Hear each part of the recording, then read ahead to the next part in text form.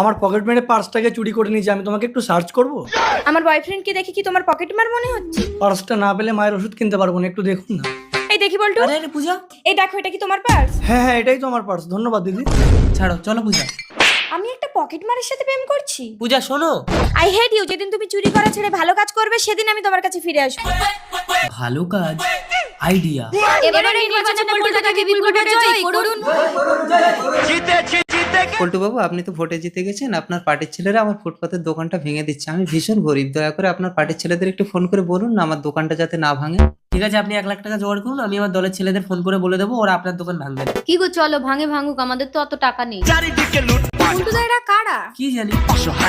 বাবা পল্টু কি বললো? 1,00,000 টাকা চেয়েছে। পূজা, আরে পূজা, আমি জানতাম তুমি আসবে, কারণ আমি আর জনপ্রতিনিধি। আমি তোমার সাথে কোনো সম্পর্ক রাখতে চাই না। কেন? আমি তো এখন মানিব্যাগ চুরি করি।